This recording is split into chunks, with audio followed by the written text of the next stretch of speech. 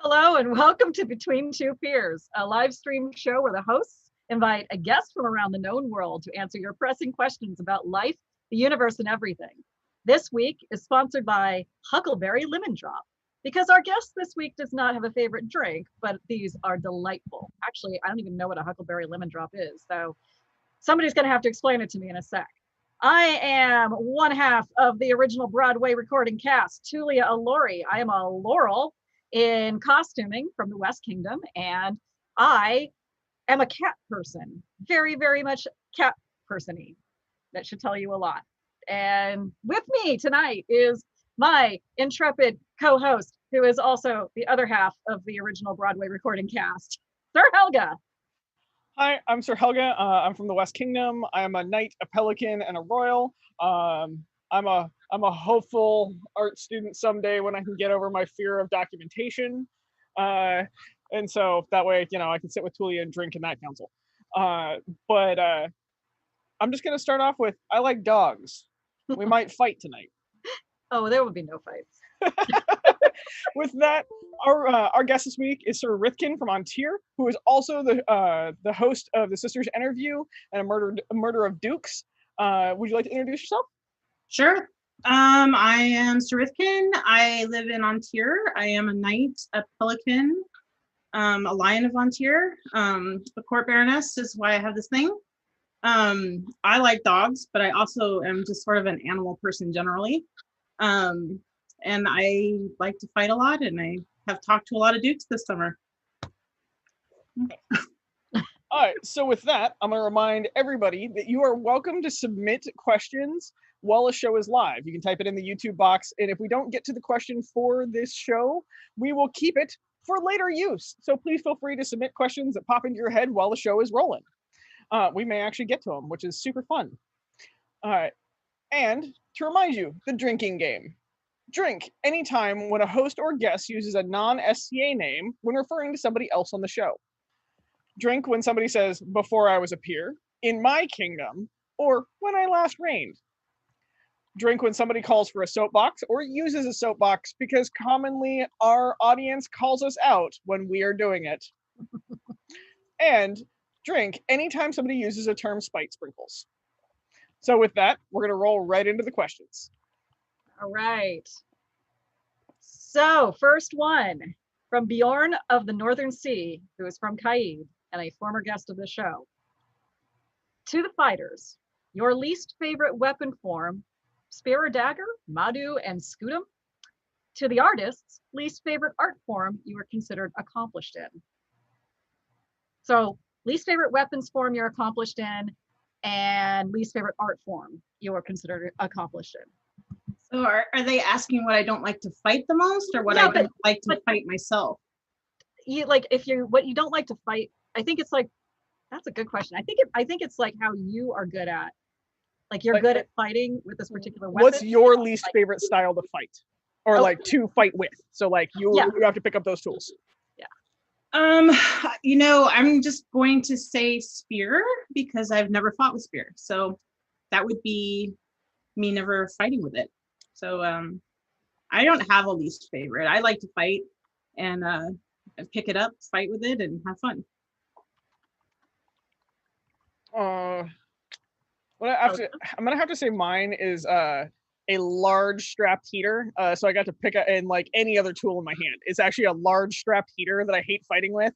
I'm definitely Western in my weird ass ways. And I very much enjoy my like smaller shields, because then it forces me to move and it forces me to engage in the fight.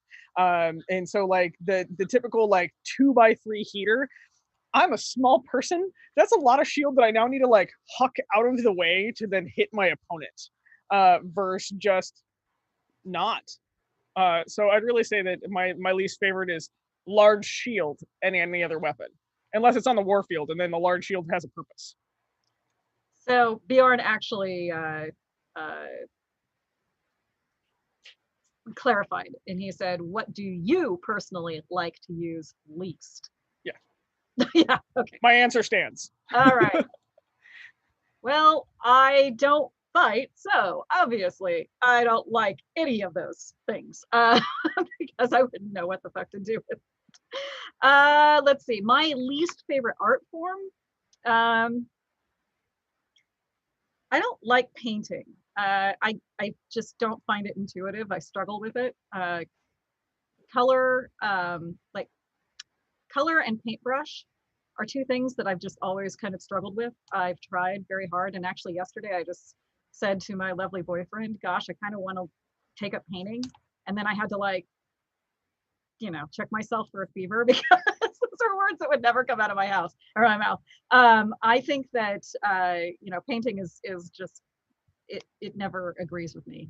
Pen and ink, pen and paper, pencil and paper, charcoal. I can do things with my fingers you wouldn't even believe.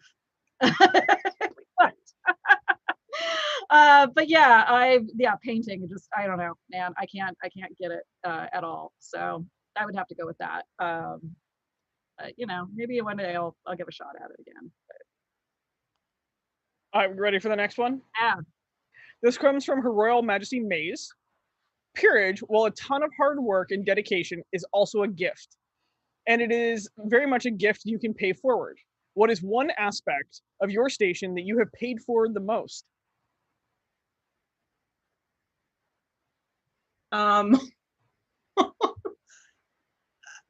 Pay forward. I think part of peerage is generosity. So I mean, I've always tried really hard to be very generous with my time and my talents, and by sharing, like I am one of these people that bring teachers up all the time to teach up in my kingdom. Is that a drink thing when I said my kingdom? I was about to say we can count it if you want. We're still whatever. And instead of keeping them to myself, I always make it public, or I always advertise it. I always let as many people come that want to come. So I guess I've tried to pay it forward that way by letting I guess facilitating how my networking has allowed me to get information from other places and give it to other people. Yeah, I think that my answer is probably going to be pretty similar to Rifkin's, which is networking is definitely, I think, a major thing. That when you get to a point as to where you get to become a peer, it's usually at a point in your SCA career where you've made a lot of connections with various other people within, say, your discipline or what whatever you're focused on.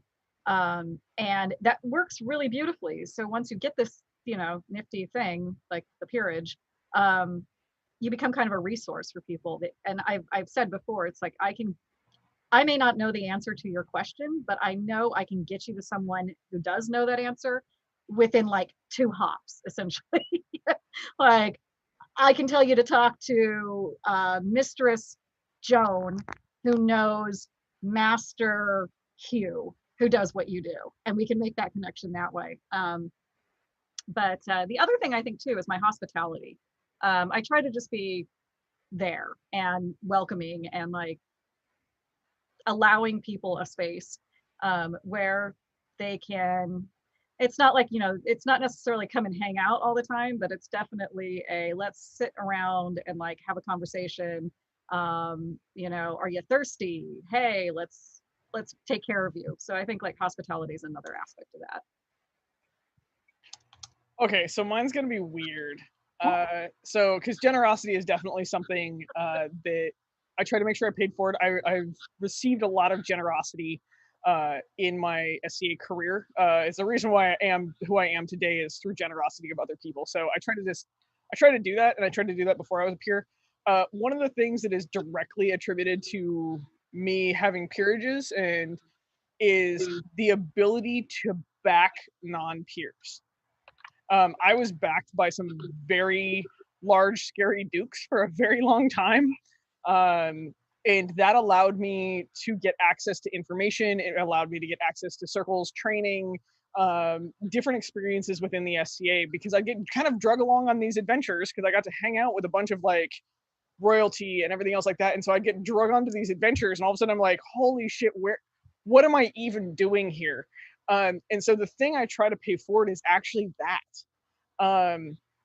Because I don't want to be spoiled with that gift. I want to spoil other people with that gift of like, hey, you're not comfortable in this party because you don't have a hat.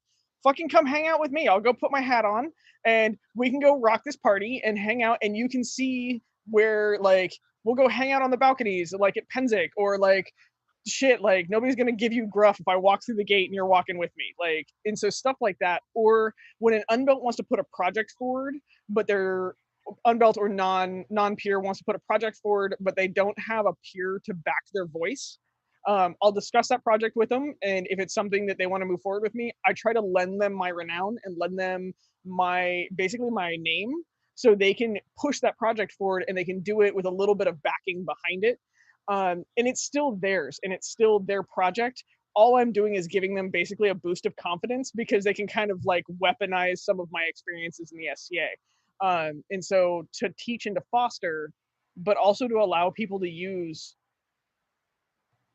my peerages for their advantages. And I think that's something that most of us need to look at doing a little bit more, so our unbelts have a bigger and stronger voice. Sorry, I had to pick my cat up, otherwise he would just sit there and meow the entire time, and that is a huge cat. He's a big boy. Him's a chunker. He's 14. He just turned 14. His gotcha day is coming up in like a month or so. Oh, cool. Oh, nice. Yeah, I've had him since he was a baby kitten, and he's not such a baby anymore. This is 20 pounds of grumpy love most of the time. Anyways, the fella. Say hi, everybody, to the Noodle. He's a good boy. Hi, Noodle.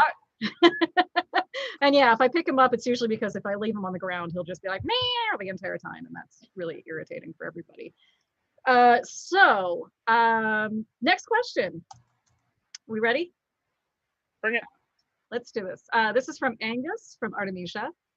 What advice would you give to people who are striving for a peerage, but whose skills / goal / aims are not the norm for that peerage?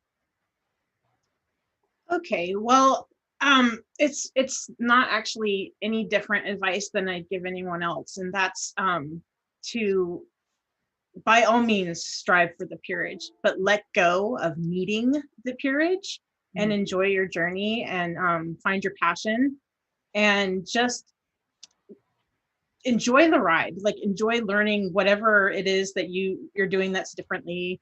Enjoy teaching other people about it. And just geek out to your heart's content, and then the peerage will come. It just will. So that's what I would say, is just don't lose sight of it, but let go of needing it. So my answer to that one is you do you, and do it in a way that you can't be ignored.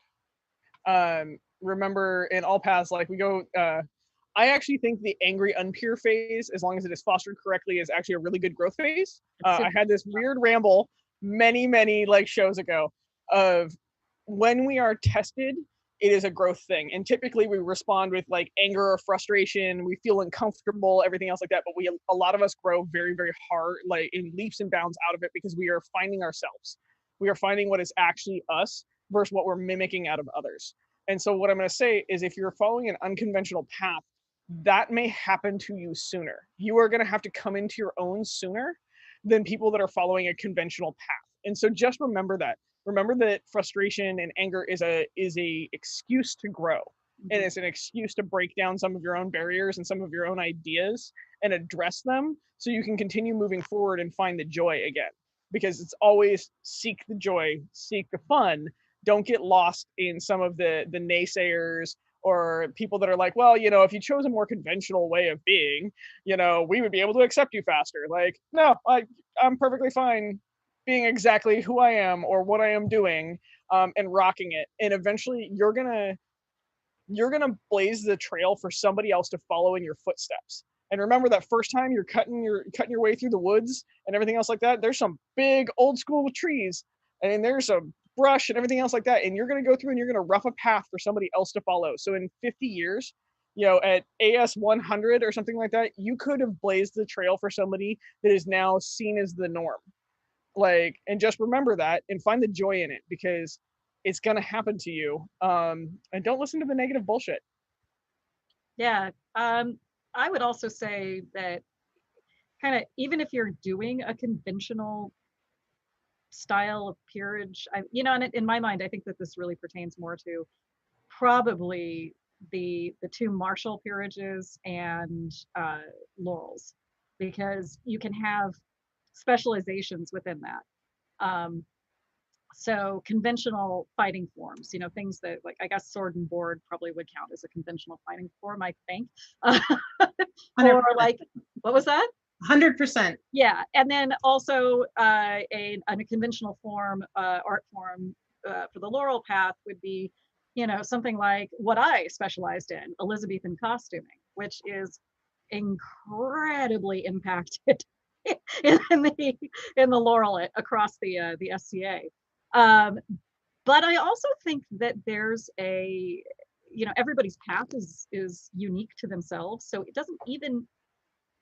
I do think that, yes, you probably will have a bit more of an uphill battle just getting that validation from a specialized or non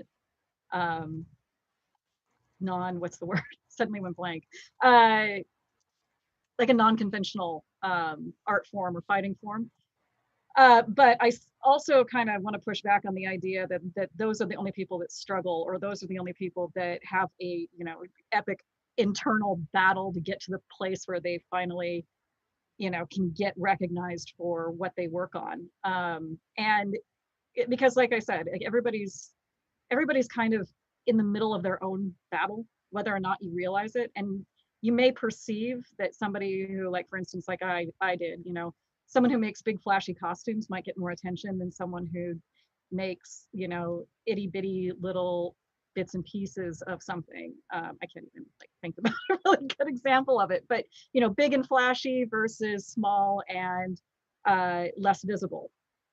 But I think that it's absolutely important to just take the time, take the time to inspect your own, what you want out of this and why you're doing it, no matter what you're doing. And yeah, yes, it can be a bit more complicated to get a recognized for something that's not considered conventional, but it happens. And honestly, like Helga, like Helga and Rifkin said, you've got to just focus on, what you're doing, and just, you'll get there. Nice. All right, next question. This one comes from Kay. What is your favorite "I am the manager" / "the buck stops here" moment in the SCA?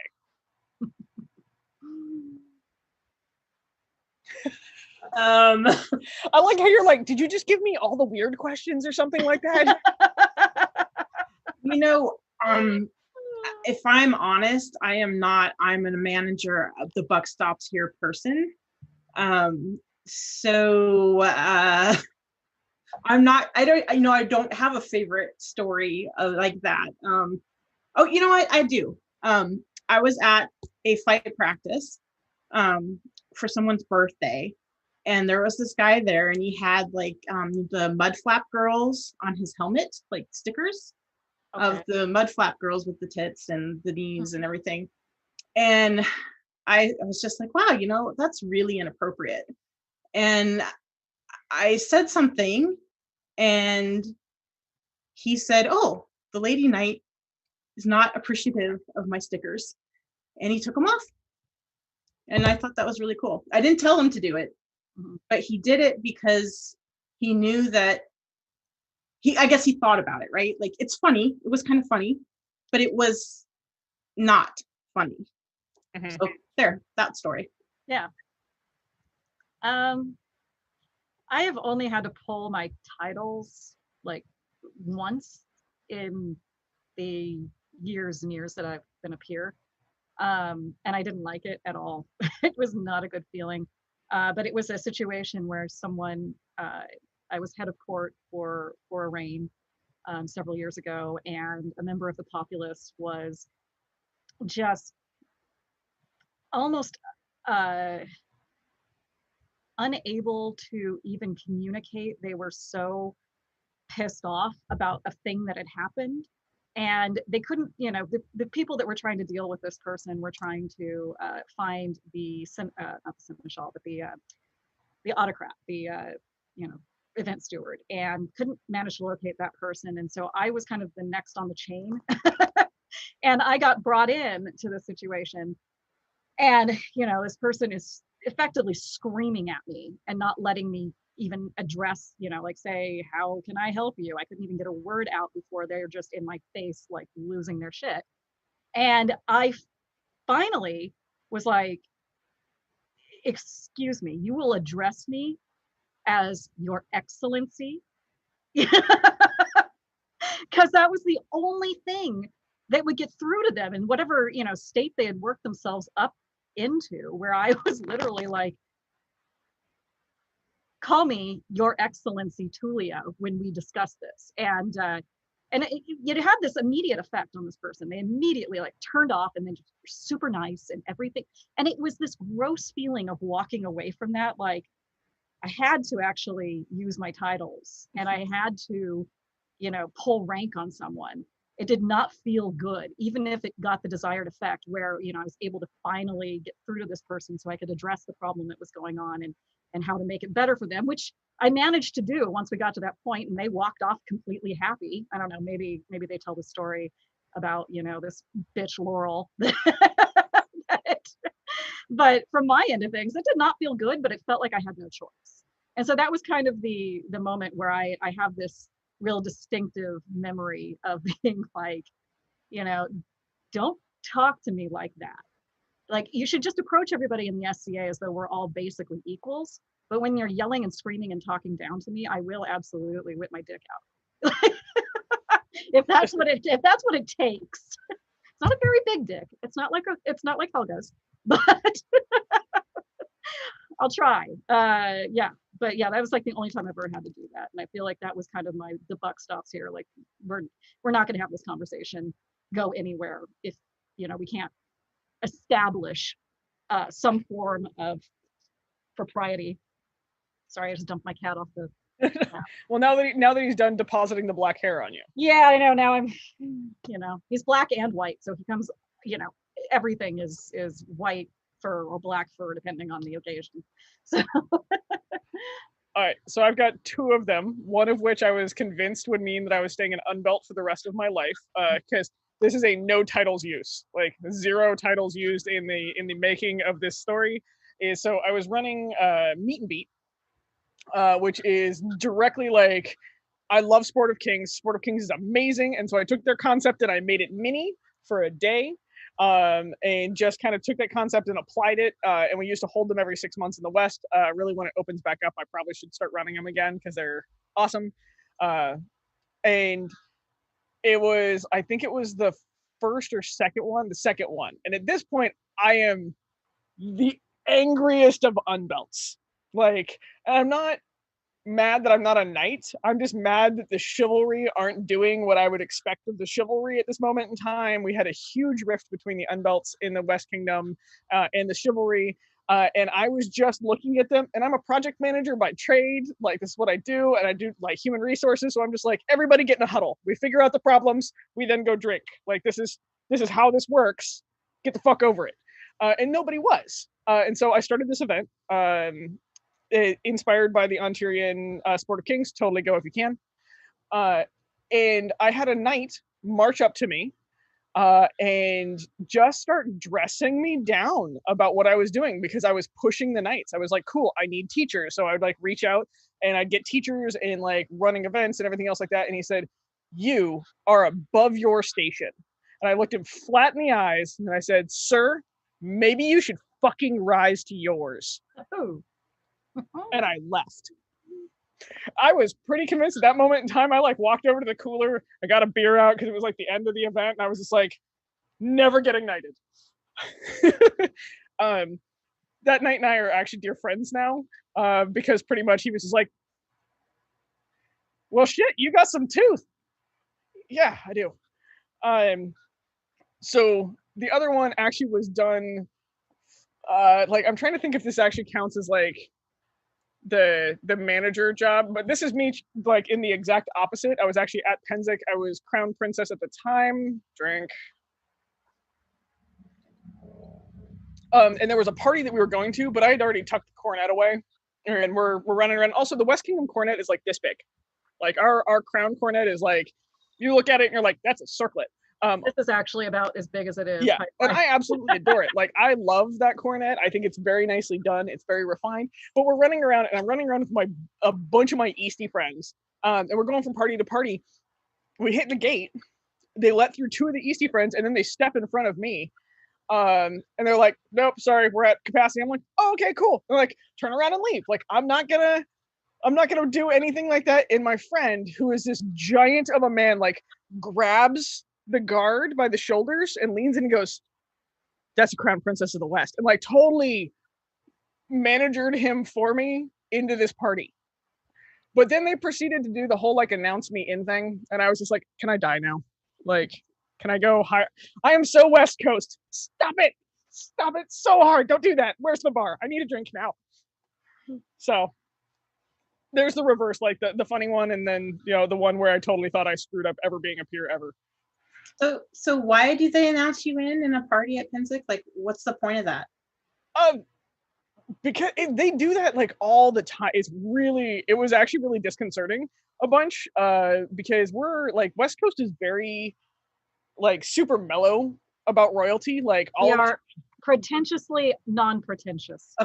Yeah.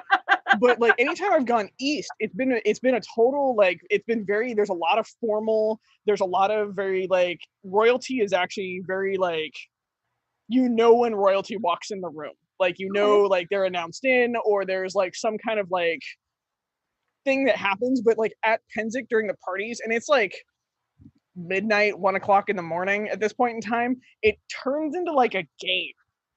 Like, so like there's a bunch of us running around together, and we're like trying to just like sneakily buzz into parties where we're just like, don't let them know we're here, don't let them know we're here, we're just here for the bar and like hanging out and watching the belly dancers. And then one of our like friends would figure out, like, see us and just be like, so and so approaches, make way. I'm just like, I'm gonna kill all of you. Like, so it's more a game than anything else like that. But like proper when like you're back east, there's a lot more reverence in how the crowns are treated. It's a lot more formal in how they deal with you, which was a very interesting thing to experience, really. It is interesting. Cultural, inter-kingdom cultural anthropology is very interesting. Yeah. Yeah. So are we ready for the next question? I believe so. All right. This is from Katrina Yarbrough. What is one piece of advice you wish you'd received before becoming a peer? Stop, don't do it. Run away. No.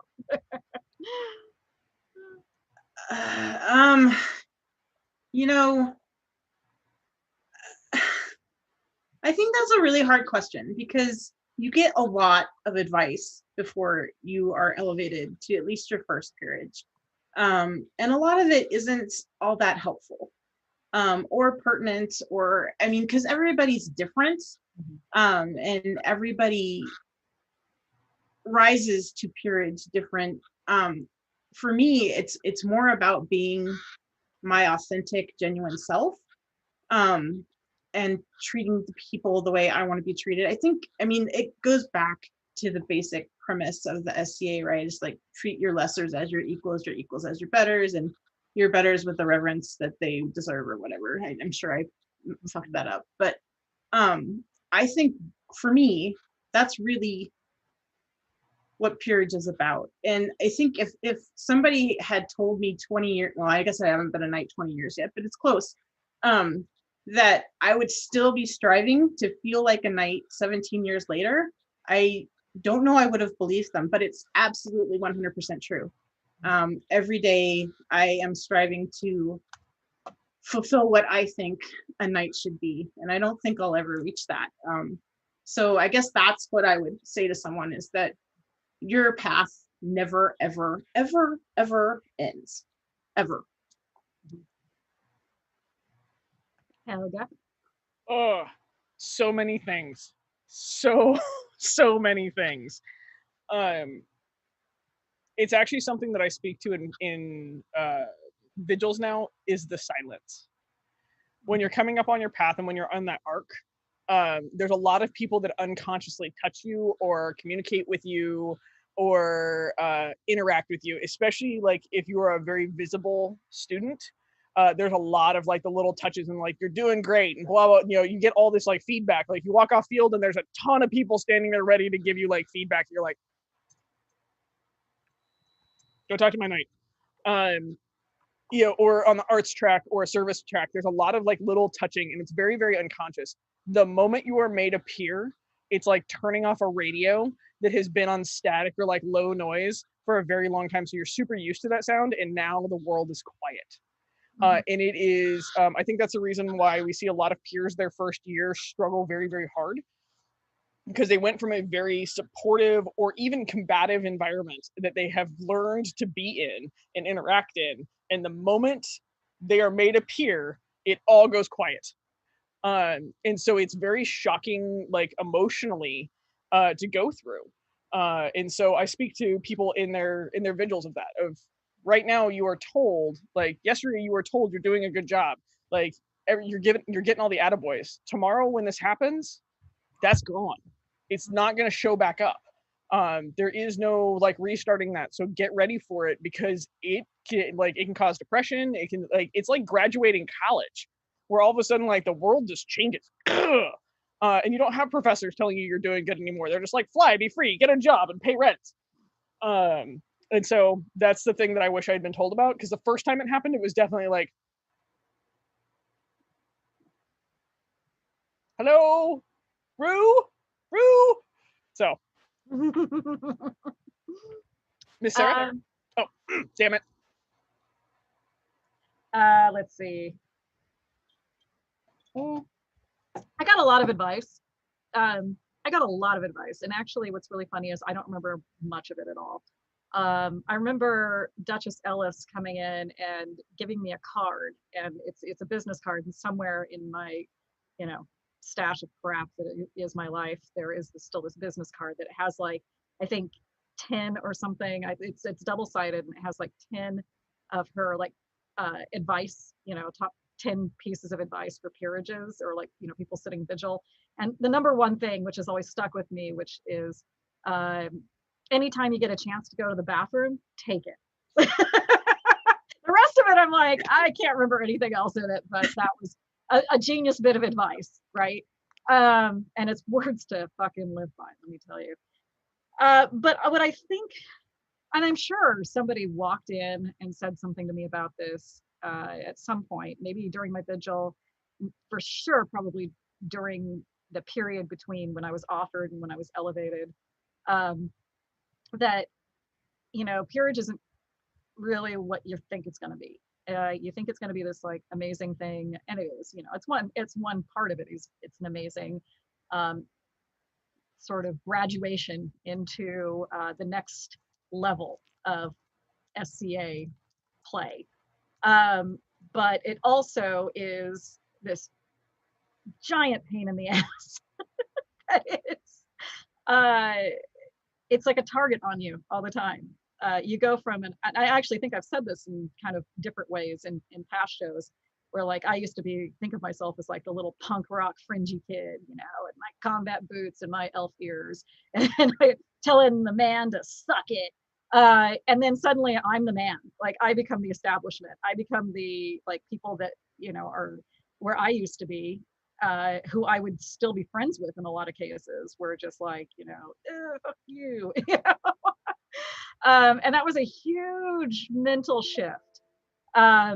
So you definitely become more visible, and that makes you a bigger target, and that makes you someone that's now responsible for all of the bad things that go on in the SCA. You're somehow the person who has to fix that. or you're contributing to it in some way or form. And it feels incredibly unfair.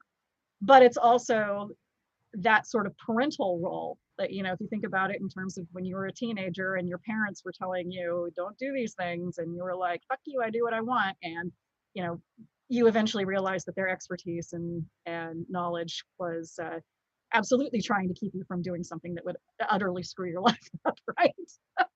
And I feel a lot of ways that like the peers are sort of that parental role in the SCA, and it's easy to make it a target or to become a target for negativity, but you just got to turn it around and try to be as loving and understanding as you possibly can, like you would with a kid.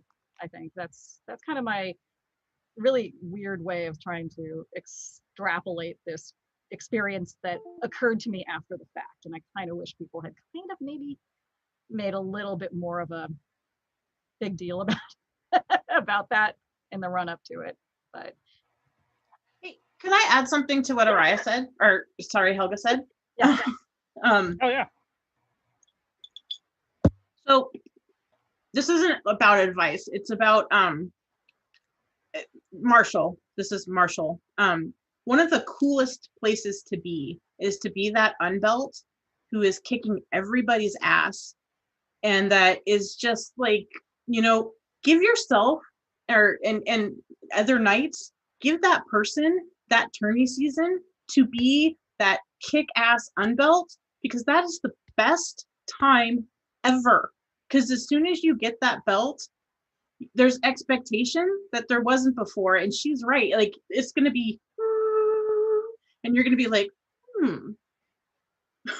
So enjoy that lead up before you get knighted, where you're the hot unbelt. It's the best time ever.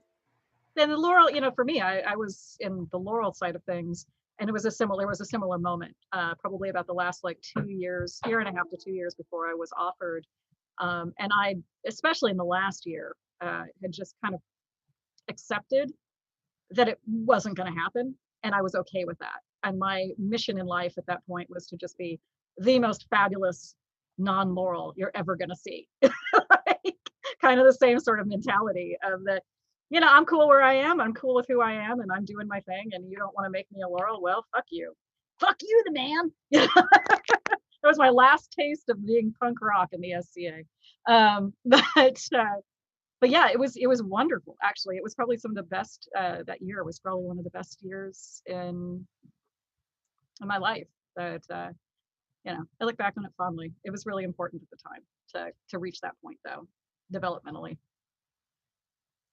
I'm just actually gonna add a little too and say, go be that rock star.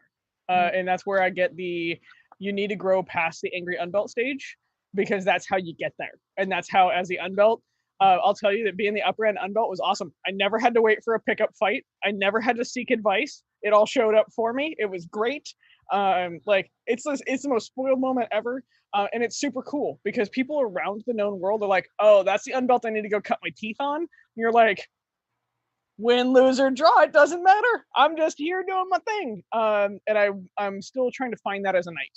I lost it after getting knighted, and I'm still trying to find that as a knight. But that is now actually my goal as a fighter, to get back to that. Because that was literally some of the most fun I've ever had in the society. So, and I hear the Lady of the Lake. She is currently splashing around a little bit though. So we might have to wait a moment for her awesomeness to appear. She mentioned, did you miss me? Yes. Yes. Hard yes, I missed her. She wasn't on the last episode because I was out of town. I'm waiting for her to like stab me with that sword just by like thrusting it up and hitting me in the elbow or something.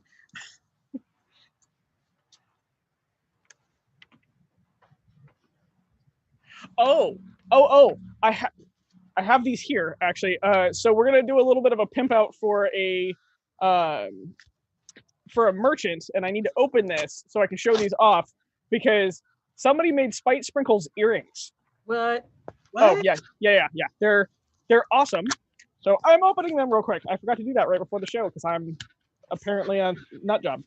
Good thing done. I got mine in black, so she does multiple colors. And I got mine in black, but they still have the sprinkles in them. Oh. And this is she has been a merchant for 20 years? More than 20 years within the Ren Fair circuit and the SCA. And so she is, now I have tape stuck to my hand. So let me see if I can get the camera to do this. So oh, cool. They're stars, and inside the stars, there's little different colored like speckles. And so she can do them in multiple colors, but they're hung on silver, and they're actually like dangly earrings. I'm going to post photos of them. She got special white for us that actually looks like somebody, like, you know, like the sprinkles in frosting. It looks like that, and then like somebody stamped a star out of it. They're amazeballs. Did you have a question? Oh. Well, I'll post the link and make sure you've got it. Okay. So you're not gonna give the name. Oh shit, name. That would help. What was that? Pale Moon. Oh, Pale Moon. I'll make sure that all of her. Yeah, I know who that is. Yeah, I'll make sure that all of her information is up. Cool. Oh, hey, I got a question for you. Because I was a dork and forgot to do something. So I'm going to see if the Lady of the Lake loves me. Okay, so from the Lady of the Lake. Oh, what is your best pandemic life hack or new favorite skill? Can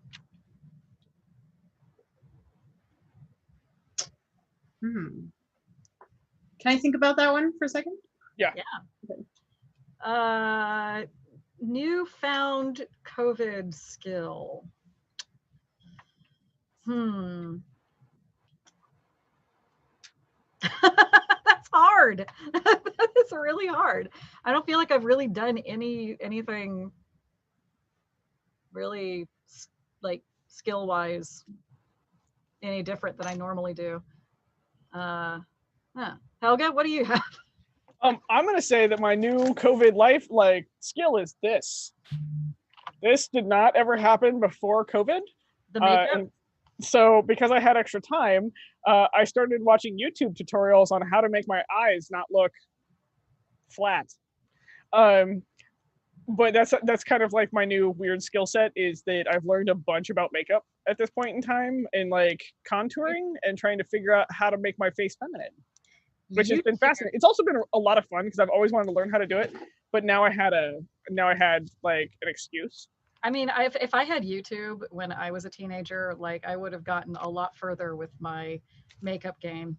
So. All right. Yeah.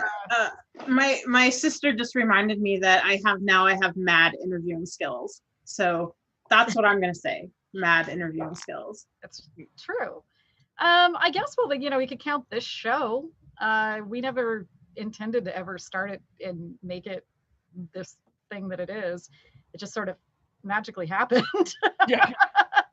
I guess just having like a random idea and running with it and people liking it, like, yeah, I mean, I don't know if it's a skill, but it's definitely like it's a perk for sure. Yeah. Well, actually, I think the public speaking turns into a skill because. Oh, I still suck at that, but Oh man, have you gone back and listened to some of the first episodes? Oh, I have. They're ridiculously painful. Yeah. All right, so we ready for the next question? Sorry, I'm having to. This one comes from Elizabeth. So it's a two-part question. To Helga, I've heard of fabled tales of Ron the Battle Prawn. Can you show us Ron? And I'm going to tell you guys a little bit about Ron. And then to the guest and host, do you have something like Ron the Battle Prawn? Depends. This is Ron the Battle Prawn. Ron was gifted to me during my last reign from Sinagua because they did a kids beast hunt, and so all the heavy fighters got up the next morning on Sunday bright and early, and we put on our rigs as much as we felt like for kids beating us with buffers. And then we scattered into the woods.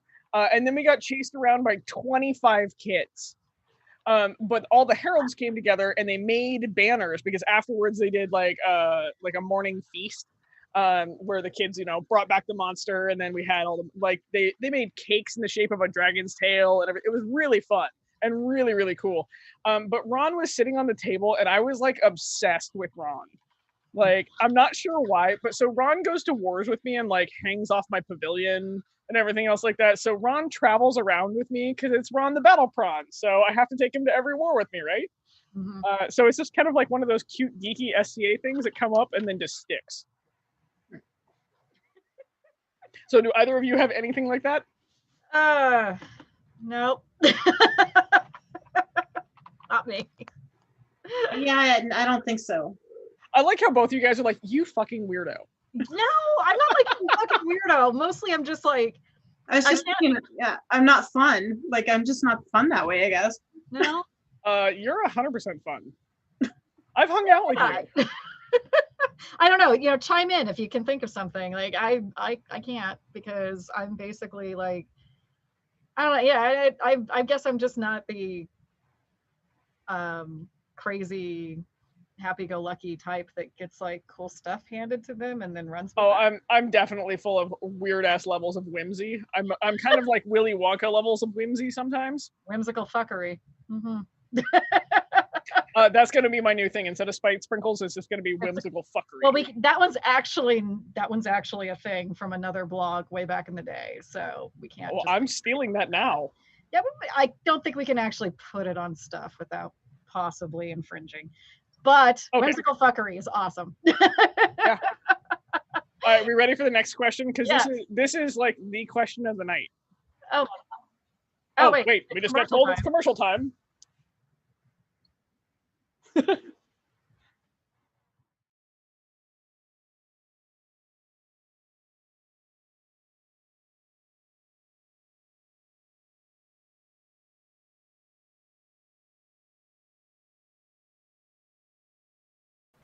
Armlin makes high-quality medieval and Renaissance leather items for the reenactor, living history enthusiasts, and those who appreciate handmade items.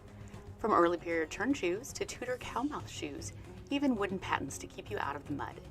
They carry a selection of standard footwear as well as creating custom items. If you don't see what you're looking for, send pictures or a reference and Armlin can likely make it. In addition to footwear, Armlin also makes leather jacks, bottles, and three-fingered gloves. Drinking vessels are impregnated with beeswax and lined in brewer's pitch. You can find them online at armlin.com or at facebook.com/armlin. Well met. I'd like to take the next few seconds and tell you about White Wolf in Phoenix. They offer narrowwares which consist of trim, belts, laces, garters, and much more in natural fibers. We also offer yarn and thread for weaving your own unique items. If you need the tools and the books to weave your own, look no further. We've got it in stock. Other things we have to offer are custom belt favors and trim made especially for you. Our fibers come in cotton, linen, wool, and silk, and with 45 vibrant colors to choose from. Come to our website at www.whitewolfinphoenix.com, and if you have a Facebook account, you can look us up there as well. When we can get back to events, stop by our shop. We often offer wares at Burka, Australia, Gulf Wars, Pennsic, and Battlemore. You never know where we're going to show up. So be sure to check out the website. And thank you.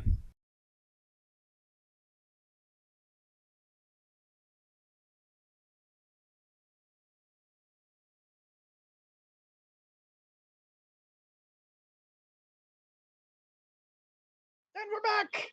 Woo! Woo! Okay, as I said, this is the question of the evening. Are you ready, Sassy? Oh, I'm super into this. Okay, so this is from our dear darling Looks. If you could taste like anything, what would it be and why? If I could taste like anything?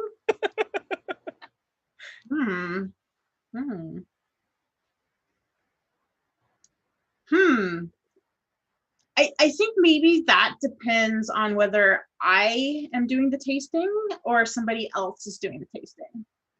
You can answer yes both. There you go. I could taste like anything. I think maybe for other people, maybe strawberries, or I don't know, like something fruity and like, like when you get like a berry off the vine, and it's totally sun ripened and it tastes like sunshine. That. But for myself, like if I had to like taste myself every day, chocolate. Ooh, chocolate. 100% chocolate. Yeah. Oh. Again, super solid. Helga. Okay, so if I had to taste me, I'd probably go with a really good lemon drop, but I would need the bartender that works down in Gilroy to mix it, because however he made those lemon drops, they were fucking delightful and got us all hammered trashed, but they were really, really good. And so like that, though I think randomly licking myself for that would be kind of odd, but I've done odder things. For other people, I'm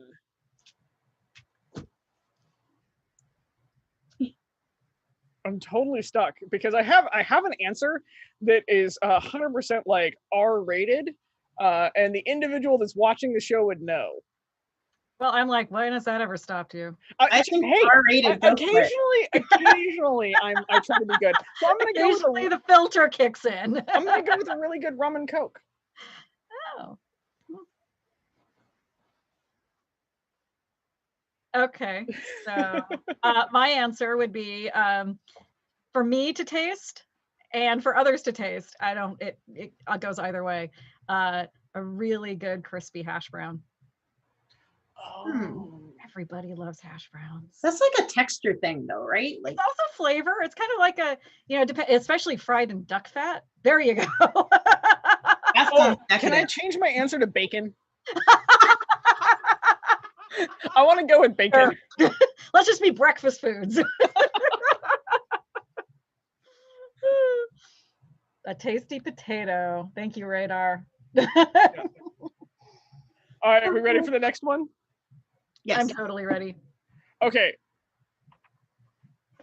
Sassy, pronounce that. Anka. Okay. Just okay. I don't know, Missy. Have you watched this? There's times where names come up and I'm just like, damn it. All right. No. What thing have you made or a deed that you have done that you thought was going to be hard but turned out to be easy? The follow-up question is vice versa. What did you think would be easy but found that it was hard? Ooh. So wait, so it's either something I've made or a deed? Yep. I guess, yeah, either way. Geez, I know this is hard. Yeah, wow. So I guess let's do the deed first. Okay. The whole 50 Dukes thing, like I put myself on this quest to fight 50 Dukes last year, and I got to 44 maybe, and that was a lot harder than I thought it would be because not everybody, I mean, you have to wait and you have to ask them, and then they, you have to explain, and then yeah, so that was harder than I thought. I didn't reach it. And then this year I was trying to do it again, right? But I'm interviewing them, and it's been a lot easier to get these guys to talk to me, to fight me on the pickup field. And part of that, is because I didn't make all the wars the year before. Yeah. But something that was easier deed-wise than I thought it would be. That's hard. I think sometimes we make things a lot bigger in our head than they actually are. And I think sometimes, like, I don't know if it's a deed, but like just asking people for things or yeah. And once you ask them, usually they want to. I don't know. I think everybody does. You get sort of self-conscious in your head about wasting people's time or whatever, and the answer is almost always yes. Mm-hmm. So that, and then making things. I made this really cool cloak for Sport Kings last year. That was modeled on the Roger II coat. Oh, I cloak. love that cloak. That cloak is gorgeous. Yeah, and it was super, super, super hard. And I thought it was going to be super hard. But it wasn't impossible. Like you look at something like that and you think that's impossible, right? And of course I didn't do all the embroidery. I cheated with applique and whatever. So that was less overwhelming than I thought it was going to be. And then something that's harder, I think it's harder to make a square perfectly square or a circle perfectly circle for applique than you would ever think it was. Like it's really difficult. Yeah. Your sewing machine goes a little bit over and you have this weird wonky thing in your circle. But so yes. Yeah. No. This is a hard question, and I like how Fleeg just chimed in on the YouTube chat, and he said these questions aren't supposed to be easy. Like, dude, we choose these questions. If they're stumping us and we're choosing it, like, what are we doing? I think actually it's mostly like I don't put a heck of a lot of thought into the questions once we pick them, and they almost immediately like go out of my brain. So it's like I'm seeing it for the first time along with our guest.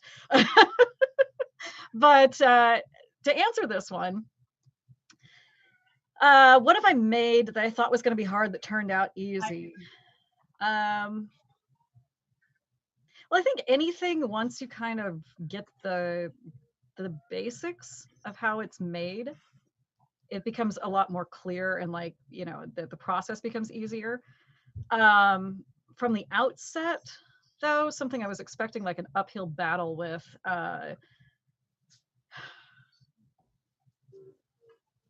gosh, it's hard. Because the way I approach the stuff that I make is, even if it's something I've never done before, you just kind of throw yourself at it. Damn the consequences. So I guess I'll have to say the deed. For the deed part, what I thought was going to be hard, but ended up becoming something is fairly easy, is advocating for myself. That was something that I would struggle with for years and years and years. And then usually it's like, I think it's because of like age and maturity. It became easy suddenly to just like feel comfortable in my own skin, where I always felt before like I just didn't really belong. I didn't even belong inside my body, like constantly feeling like you just wanted to sort of burst out of your own skin and like hide.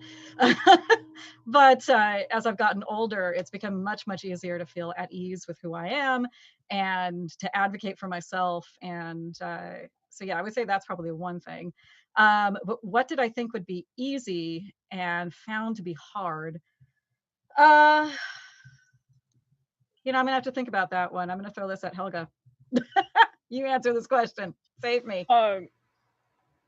What deed have you done that you thought was going to be hard but turned out being easy? Shit, I can't say anything that I make because I paint shields, and occasionally I like every time I always want to throw those fuckers across the room, where I'm just like, especially when it's in like the middle stage where you just like hate its soul.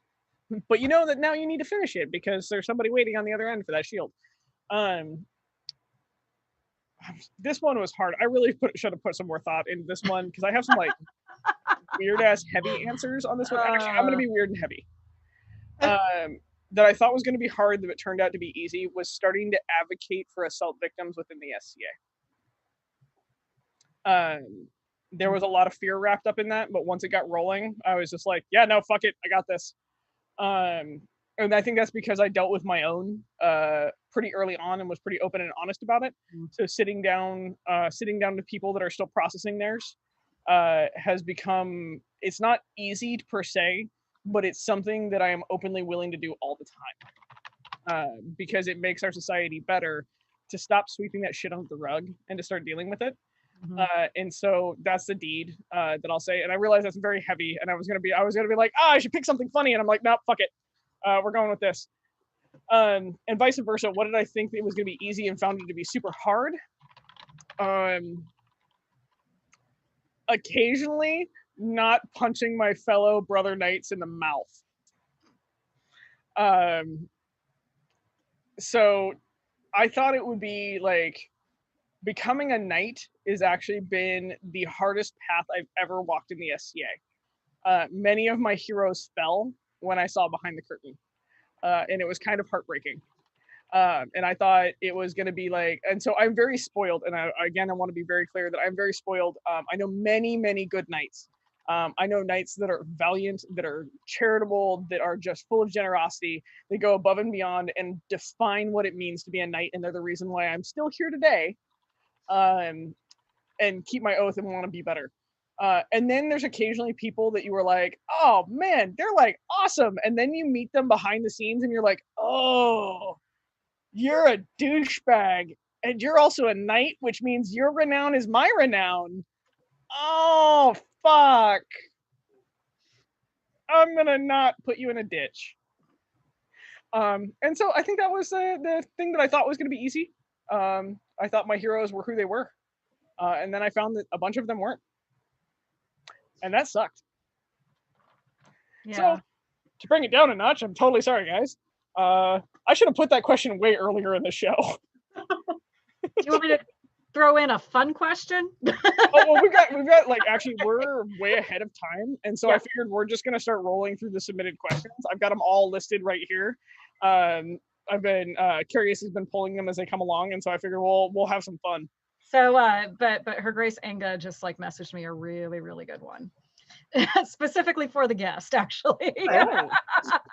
But we can hold off on it. We can work through the ones we got a couple more of the ones we picked, and then we can go in this. Well, does anybody want to add to this one before we go to the next one? No, I can't. Can I add to what you said about knighthood? Sure.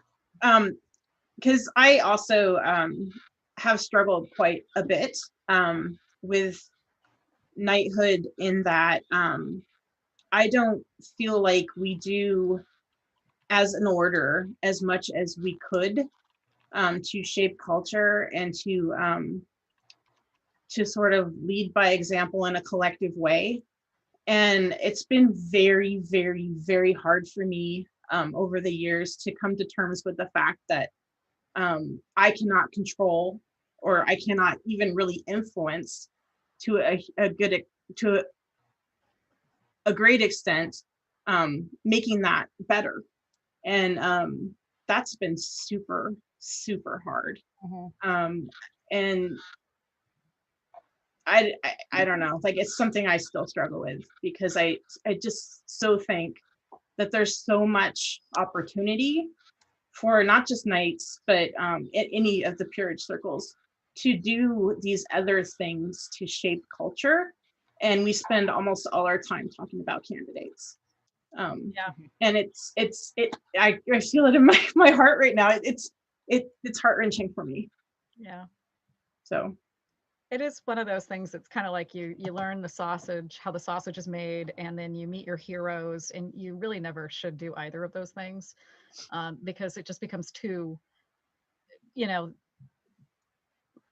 it's easier to love someone at a distance, I think, and to admire them at a distance, and then get to know them more personally, and you realize all the garbage that is most of humanity. We're all kind of just hot messes in some form or another, and it can be super disillusioning. But yeah, you guys both had really interesting takes on that question. Yeah, I totally should have thrown that one like earlier in the show. Whatever. Yeah. I mean, again, it's one of those things where, like, this happens a lot on the show, actually, is that we get a list of questions, and we're like, this is a good flow. This question seems pretty lighthearted, or this question will have like good, interesting answers, or this question is something that we think the guest can speak to, authoritatively, and will showcase their knowledge, or, some sort of thing like that. And then as we get into it, we start to read some of these questions and actually think about them. And it becomes this, what we thought was a really kind of like lighthearted question, or like an easy question, turns into a very, very different kind of question in the real world. But it's kind of, it's serendipity, though. It's also kind of, I think, the charm of the ridiculous stuff that we do. So. I hope so. Yeah. All right, No with one that, knows what you're getting, not even us. Yeah, true. Shall we roll to the next question? Yeah. This one's from Robin of Silverwood, and you're gonna have to move your cursor. There we are. What is the most humorous / funny / silly garb or art piece you have worn, created, or seen? That's really broad. Worn, created, or seen. Wow. You know? Yeah. There's been some really cool cosplay-esque things that people have done that I think are very clever. I think at Burka they had some sort of contests and they posted pictures. I wasn't there. I would love to make it to Burka. No, But very cool. For me, I made my daughter a Wonder Woman outfit that was Viking. She had a Viking apron and a front panel, and instead of stars on the blue apron, I did Triskelies, and then she had a little hat with a red Triskele, and then red Triskelies and yellow silk, and it was super, super cute, and it was subtle, and I loved it. I want to make myself an adult size one, and maybe someday I will. I don't know, but I think when they're done subtly and it doesn't invade modernly, although I'm a huge fan of injecting fun into the SCA and not being completely authentic. I think those are super fun. Yeah, I'm also a big fan of the kind of whimsical cosplay crossed with, well, what's it called? Historical mashup kind of stuff. I think that's fun. I think it's a lot of fun. A lot of people get kind of like, well, it's the SCA, but yeah, it's also creative anachronism. Right. So, if we're having fun, I'm not gonna piss in your Cheerios and tell you can't do it because we have no rules. You need to be holding Noodle when you do that, like petting him like an evil genius.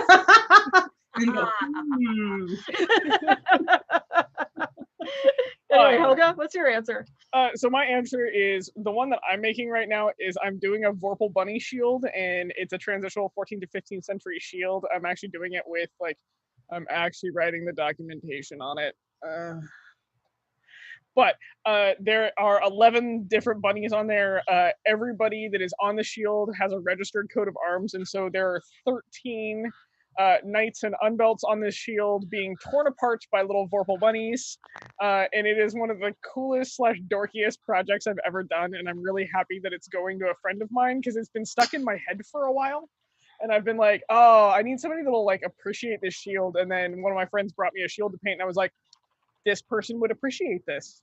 And so he sent me stuff that he's like, oh, I'd like my shield to be like this. I'm like, well, how about this? This is nothing that we discussed, but are you down for this? And he was like, yes, do it, please, God. Now, last week, this is great. And I am going to have a little bit of a soapbox on this question, so everybody strap in for this ride, because I am just going to echo Rauokinn on this and say the SCA is about us having fun, and we can be as period as we want, or we can be in Crocs and a kilt. And that's one of the cool things about the SCA, and that's something never to forget. And I want to remind all peers out there, don't fucking forget that. Please don't forget that. Have the days where you're like, I made Wonder Woman garb because it makes me feel powerful and awesome, and this is amazing, and I'm going to run around in it. Don't harsh somebody else's mellow because of that. Don't fucking get nasty about it either. You want to know what I'm doing? I'm doing a Captain Marvel for my fighting kit because yes, and I hope Rauokinn does a Wonder Woman fighting kit, and then her and I can go out and do some terrible, terrible things to motherfuckers on the field. Hey, just be like, I have a whole Pinterest board full of armor from the Wonder Woman movie from Themyscira, from that whole the whole Pinterest board. So my fantasy, right, is to make something like that, Wonder Woman-esque, but not red, white, and blue. Oh my God, how cool would that be? That would be amazing. I am on board. How can I support you in this endeavor? Help me find a cool Corinthian helm. Oh, wow. On it. There you go. I like how she's immediately like Corinthian helm. I got this. Everybody out there that's watching this show right now, you can message me. We are now looking for a cool Corinthian helmet for Rauokinn. What size is your head?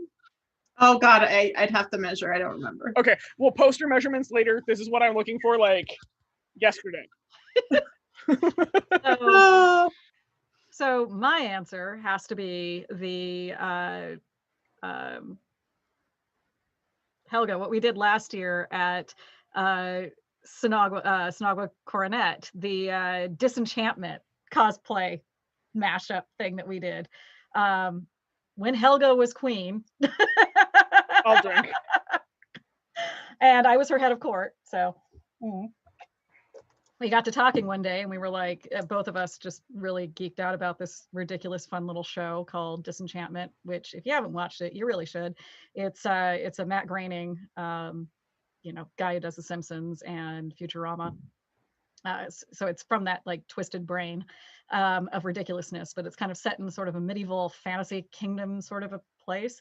And we would have this running joke about like, I was her emotional support demon, and because it's a reference from the show, and that just spun into, as actually it started when we were in Oertha for June Crown. I remember us after you guys won, and we're going out for pizza, and suddenly it's, oh, we should totally do this cosplay. And I immediately got this idea of how to do Lucy, the little demon character, the emotional support demon, as in a black coat hardy with a black hood, and to do the face on the side of it. And I have it over here. So uno momento. So in my guard made me a rolling bar for the rain too, because like I think right now in the West Kingdom we're seeing we're not seeing as many parties happen because there isn't like a bar there. And so I was like, well, I'll just bring a bar. So most events I had like a keg, and like would then go to like Total Wine and be like, I'm bringing a bottle of this and this and this and this, and like show up as queen with a bar. And so when this happened, like she's in this hood, which oh my God, is perfect. And I am dressed in a blonde wig like this character, standing on top of this bar. We posted photos. Oh wow! I love it. It's got a little tail, it's a little, the little demon tail and everything. And so I show up just in this black coat hardy with this hood that's down for the entire time. And then at the correct time, the hood goes up, and we're on this rolling bar, and sorry, my camera suddenly decided to be weird. But there's photographs of us that we haven't seen yet because the photographer is still working through a bunch of other things. And we're still trying to wait very, very, very, very patiently to see these photos because it's epic. It was a ton of fun. But that was like just actually a real departure from the sort of stuff that I normally do. I almost never do like cosplay or mashup type costumes. And that one was a ton of fun. It resulted in people being like, oh my God, I totally know what you're doing. And so yeah, it can be fun. And actually, that also, the other part of it is that the Sinaguan Coronet is held around Halloween. So it typically has a kind of a costume Halloween-y vibe to it. And it's a lot of fun. Yeah. One year I went as Bat Squire. Yeah, I was there that year. You guys had so much fun. That was one of those events. I think I went down because it was Mari's Coronet, and when she was princess. And was she she was Wonder Woman. She was Wonder Woman, and Brock was Thor. Yeah. Oh my God, Brock is Thor ever. So oh my God. See this? So I'm just holding it up. Anyway, yeah. Oh, that's so cool. So I actually want to see more stuff like that in the SCA. Like I realize that it does harsh some people's mellows. And I also realize that I'm sitting here and like super stamped out stuff and everything else like that. But I absolutely adore seeing that because I think it brings back some of the whimsy. I think it brings back some of that like weird spark and fire where you're like, can I make it just subtle enough that you know what I am, but I'm still showing up in like period stuff. So like a month later, or what, a couple of weeks later, we go to Great Western War, and they had the superhero themed Grand Court, and I did a Slavic poison ivy, which I pulled out of my butt at the last minute too. It was tits. I can go get the jacket for that. Actually, I can't do the whole costume, but yeah, I can show the. So I talked to someone, I can't remember who it was. I'm thinking it was James the Holy, that had like a taco cart. I think the taco cart needs to go around with your rolling bar. Oh, I would be super down. Yeah, it's got to happen at a Golf Wars or something. Oh, that'd be perfect. So like, yeah, that's very they built cool. the bar sturdy enough so the bar breaks down and folds flat. Like, so it lives in my trailer, and then I reassemble it. But it's sturdy enough that I can stand on it. Like, wow. Up top, standing on it, like, do it. Like, we did court with me standing on top of a bar. Like, wow. So, but yeah, that coat is tits. Like, everything edged is all ivy leaves. Well, so the problem is you started making one like this, and she's sewing on it during work one day, and I walk in to like have a conversation about something, and I see her making this beautiful caftan or Slavic caftan coat thing, and I'm like, what? And she's like, I'm making this, and I'm like, bitch, now I gotta. And then it turned into this idea of doing the Slavic poison ivy, and I can post photos of the actual outfit. It was fun. It was kind of a weird challenge. Like, again, how subtle can I make it, but how just enough that people could get the concept. Like, I had a red scarf head wrap, and then this, and I think I had like one other thing. I can't remember what it was, but it was like one other element to it that was the poison ivy look. And yeah, it was fun. Yeah, I've been making these like felt hats this summer, or I guess during the pandemic, because they're so much fun. Mm-hmm. So, I need to. Oh, those are cool. That is so cool. What do you want as a bribe? Because I have a severe undying need to like own one of those, and I'm willing to trade most of my soul. We'll see what we can do. I just want a piece of your soul, not the whole thing. Well, okay, so like we can give you a quarter of my soul. I'm good with that. Like, I'll give you the most untarnished part. Oh God, it's still too hot. I want the really tarnished part. Oh, you want the opposite side of that. So you want okay. Yeah. The pretty shiny side. I want the dark pitted. Yeah. I'm sorry, that comes with Ron the Battle Prawn, so you're gonna need to fly that in case. Done. Everybody's freaking out about tacos in the chat right now. I just want you to know. Look, if somebody's willing to make a taco cart, I will 100%. Like, the travel bar is with me at every event. It doesn't come out of the trailer sometimes because it's expensive.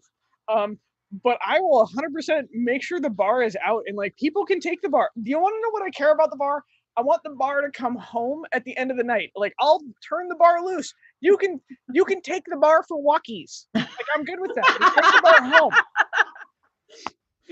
Like, but you know, if the Jameson's goes missing, it's probably me. that's why I actually like try to pick up like 2 or 3 bottles of vodka, like a couple bottles of gin, and then like just tell people at the event, like, look, the bar's gonna be there. Bring something to load onto the bar, or like we'll pick up a keg of cider or something like that. We'll just put the keg in the bar because it's built to carry a keg too, with a little tap sticking out the top. So, but like, yeah, like my guard's amazing, and they made that thing, and it is built to the nines. I love it. It is something you can legitimately probably ride into battle. Yeah. I remember us climbing all over it, and I'm thinking, like, there's no way this is going to hold us both. No, totally fine. It's built very well. Were you both playing when we had that West on Tir or on Tir West War, depending where you're from, where Uther and his guys had a blender party, and they had like a lawnmower engine, and they that's the boozer or that's the booze whacker. Booze whacker, yeah. Oh my God, that was the most fun party ever. That's a Western institution, the booze whacker. Can we totally go down a rabbit hole? Yeah, we did. We did. Okay, it's no, I'm just okay. saying, can we continue down this? So we've got the bonus question, and then we've got a bunch of questions that were submitted. Okay. We're way early on time because you were very succinct in your answers. But I actually have a random question for the two of you guys, and I would love our audience to weigh in on this in the comments. Oh, geez. One of the things that I remember is parties like that. And in the Yeah. last couple of years, I haven't seen parties like that. So in your opinion, how do we get those going again? Because that's one of the things that I miss the nightlife. I miss getting off the battlefield and sitting, doing pickups and then going and showering and then being like, cool, now we party. And like, I may regret it in the morning, but I'm going to go hang with my friends and we're going to laugh a lot. And I'm not seeing that happen anymore. So in your guys' opinion, how do we get this going again? I think it just takes one person to be the catalyst and be like, at a war, usually wars are a great opportunity for it, and somebody just to be like, yo, we're having a theme, and just do it. That's I think like I've thought about this a lot because I've kind of made it my quest the last couple of years to inject more fun back into my SCA experience. And I think part of the problem with the disappearance of parties is the fire rules, honestly. At least on the West Coast, they're so stringent now that there's almost never a fire. And if there's not a fire, there aren't any drums. And if there aren't any drums, there are not any dancers. And it's hard to have an Eric party without any fire because it's cold and no one can see each other. So I think that maybe it is sort of one person, but it's getting one person and then sort of making it potluck so nobody is stuck with too much of the responsibility, and getting some sort of light and heat source there. Like I don't know if it's those propane torches or whatever, but I think light and maybe getting somebody to bard there. Like music is such a huge thing. And one of the things I miss the most is just sitting around a fire at a party and listening to people sing, like Fiok. Yeah, we were just talking about Fiok yesterday, actually. I actually, at Sport of Kings, we actually had a propane fire. And I have a nacho party at Sport of Kings. So we were eating nachos, propane fire, and I'm like, Fiok, you have to come sing. It just like totally made my event. Man's voice is like butter. Well, and the propane fires seem to meet most of the fire regulations. Yeah. And so, I mean, maybe it's just all of us being like, hey, I've got a propane fire pit. I'm willing to bring it out. Is somebody willing to kick down for a can of propane? Yeah, like basically the only site that we can bring, a proper like fire pit kind of a thing is West On Tir West, because that part of Oregon, while is also now subject to wildfires, as we've learned this year, it is considerably greener than what we have down here in the West Kingdom.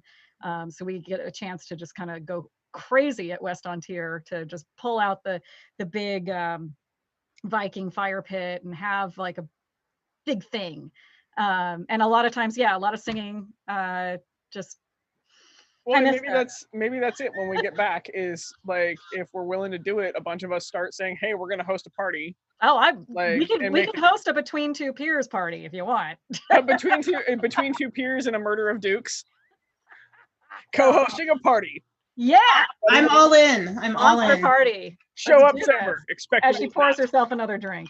But I mean, I'm totally down to help do that, because I think the nightlife is what keeps things going and keeps things alive. Mm-hmm. Like, I love fighting. Don't get me wrong. I will fight until I puke. But then I want to go share a beer with my friends, and I want to hang out with them. Mm-hmm. And if those spaces aren't created and somebody isn't doing it, then I guess, well, fuck it, I will. And so, like, anybody out there watching the show, if you're down to do this, let's do this, because the party life is what keeps a lot of us coming back, and keep our new guys coming back.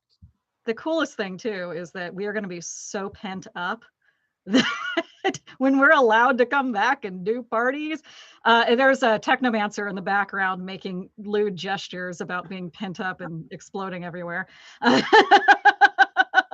But yes, sir.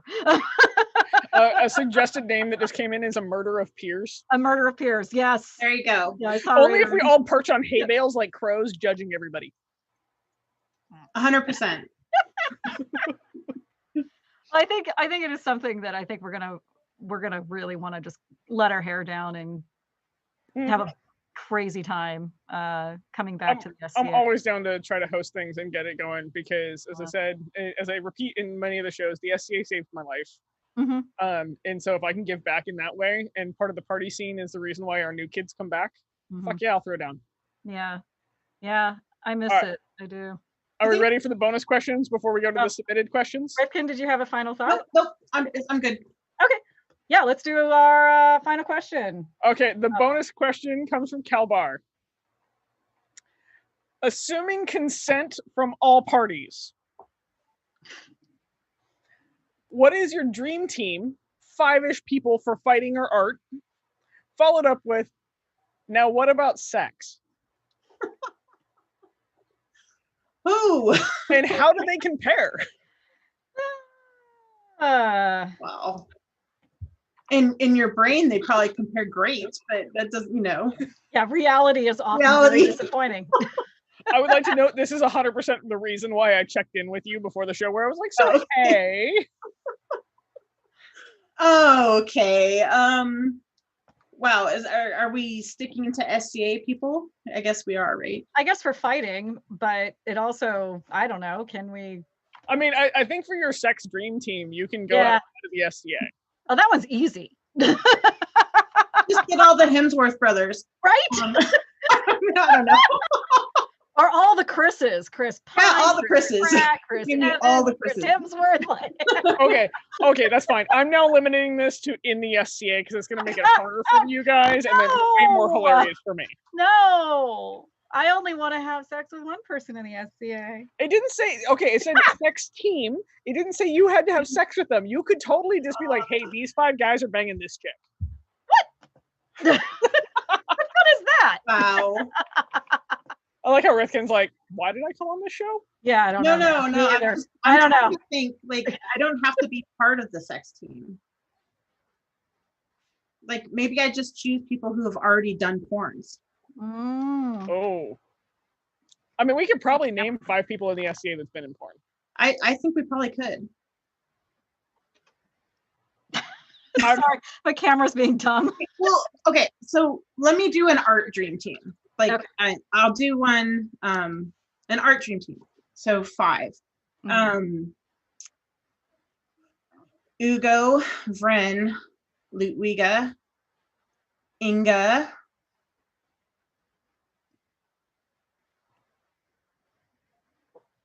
and then who's that person that made that huge tapestry from the middle? I forgot her name. Jadwiga? I don't know, but that's my art dream team. I guess very talented art. I think they could make like armor and a soft kit that you could just die for. Yeah. And then my fighting dream team, are we talking melee? I guess we are. God, I don't know.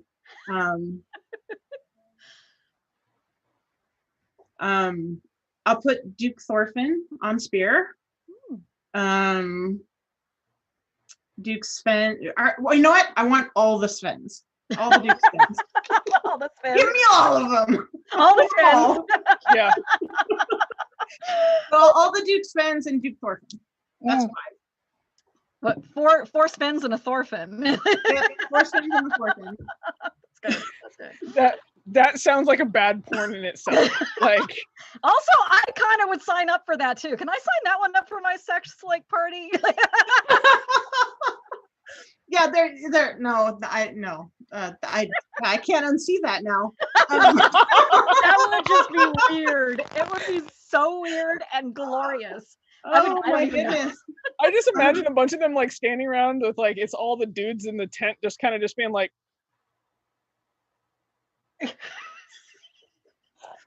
I'm gonna have to think about the sex one a little bit because that's not I'm sorry, I that's not what I think about. Usually I am right there with you, Rifkin. I am very much not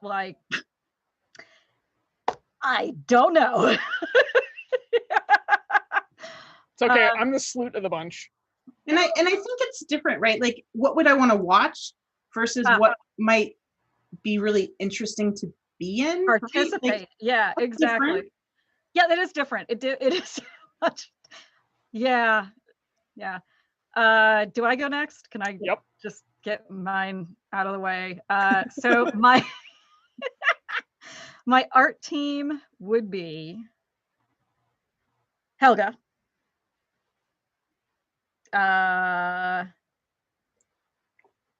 Viscount Genevieve, Vendome, who is like my costuming goddess. Like, I've had a mad costuming crush on her since I was knee-high to a grasshopper, and she's a fantastic person. Steingrim, because if you gotta have Genevieve, you're gonna have Steingrim. And Steiny's rad. Also a lot of fun and a crazy talented armorer. Getting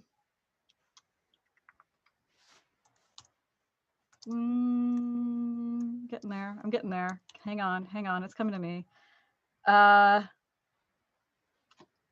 Mistress Morgan. Because then I could have all the beautiful bling I'd ever wanted. Oh, yeah. And let's see, number 5 for my art team would have to be, I'm gonna go with Kalita, Baroness Kalita, because everything she touches turns to art, and she's prolific with it. So I'd definitely take advantage of that. She's kind of a Jill of all trades, and makes wonderful things. So yeah, I think that would be my 5. And so are you still sticking with your sex-based 5 of the Yeah, I'm going with that. That's it. That's totally it. That's all. Okay, Yeah. so I'm gonna go with a fighting dream team. And assuming melee, I'm gonna take Uther, Thorfinn, Havak. I was gonna say all like the really tall dukes and Thorfinn. Yeah, and Thorfinn. Again. Sven Randolphin, because if you haven't seen him on the warfield, that dude's a fucking beast. And Bela. Because running with those guys, that's a crowd of murder. And that's like, one, I'd feel really short. Like, I just have to hang out with Thorfinn, so I kind of felt normal, and I'd probably still have to stand on a hay bale. Oh god, this 5-ish people for the sex dream team. 5-ish. 5-ish. Okay, so if it's 5-ish, I'm adding one more to my fighting dream team, and that's Duke Morgan out of Aidenfeld. The big one, not the little one.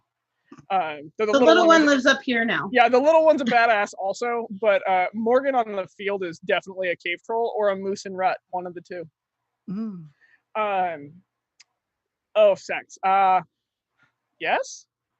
So we're just gonna like knock this out the park right now. Never Havak. Never, ever, ever would he be on that team. Yeah, because he's your knight. He is made like a Ken doll in my universe. He's your knight. Hard no. Fuck. Like, I feel like I'm just gonna out myself here. I'm just like, these are the people you thought.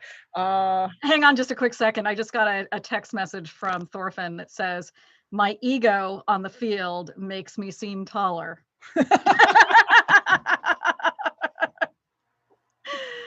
Continue. Sex dream team.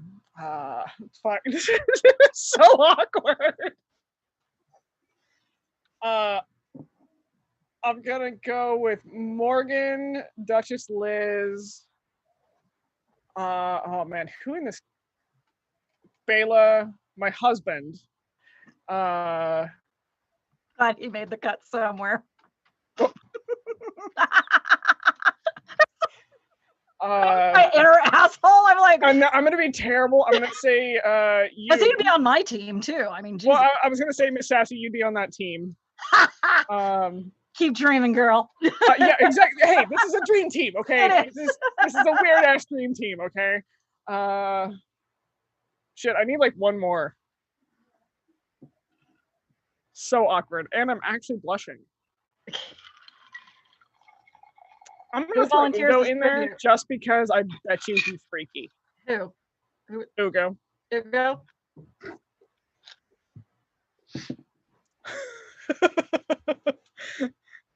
I was supposed to. So, Rith, can you come up with your? Oh. The Lady of the Lake. Oh man, that's terrible. I don't ever want to think about that. So the Lady of the Lake says that's a good choice. I can't even picture you in Havak. That just like that hurts my brain so much. Oh no. No, wait, there it is. Oh no! Really? I want to know what's taking place here. What is happening? No, she just said she got the mental image. Hard no. Hard no. Hard Kendall. no. Kendall. You're a bitch. I love you. So, Rifkin, we're still waiting for your sex dream team. Oh God. Oh, I answered this like Sassy got out the easy way by saying the four Svens and Thorfinn. I mean, can you blame me though? Dude, I almost wanted to go with your answer also, okay? Have you seen the Svens? If they're all the Svens I'm thinking of, like.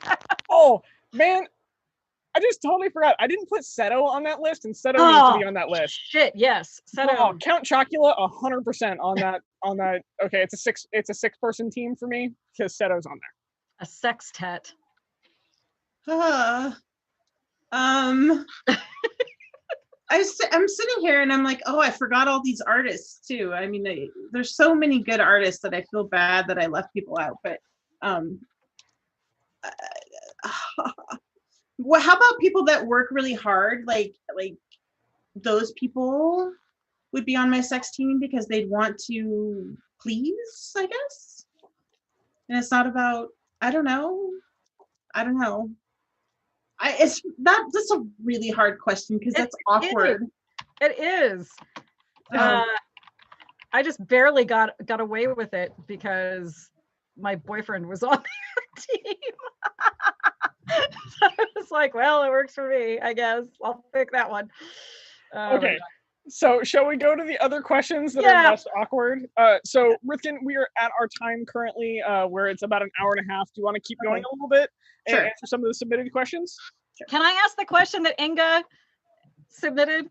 Oh yeah, so because I've got one specifically for her also after the Inga question. Right, well, so Inga actually submitted another question, but this one she sent directly to me and said, ask Rivkin about her favorite Beastie Boys video or song. You know, it just depends on the mood I'm in. Yeah. You can't go wrong with Sabotage. Sabotage is so good. Yeah, you can't go wrong. Yeah. Video and the song itself is just pure genius. Mine is actually so this actually goes back to a thing that I posted yesterday when Thorfinn and I have just gotten this 55-inch 4K TV. It's like we're suddenly in the real world watching everything. And the first thing we do is we watch this Beastie Boys documentary that's on Apple Plus, the streaming service, which apparently I get free for like a year or something. So we weren't able to watch it before because we couldn't do it on our old TV, but this new one, we can watch it. So we're watching the Beastie Boys documentary, which is kick-ass. And suddenly that just leads into us, of course, going off on just how great the Beastie Boys are, because Thorfinn is like the world's biggest Beastie Boys fan, and I am just merely a filthy casual compared to that. But my favorite though, after all of that, Sabotage for sure, but Intergalactic. Like I want to do a cosplay of Intergalactic like you don't even know. So I'm taking applications. Anyone wants to do like a weird bug squid costume and a robot costume and then assorted varieties of weird Beastie Boys costumes, then talk to me about this. So Helga, what's your favorite Beastie Boys song? You are gonna disown me. Oh no, they're all good. I don't listen to them. Ah!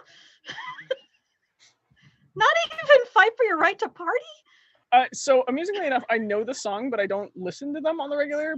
I did watch their documentary and found it fucking fascinating. By the way. it's super good. Like, I'm really glad that I watched that documentary. But yeah, I don't listen to the Beastie Boys. I don't like their cadence most of the time.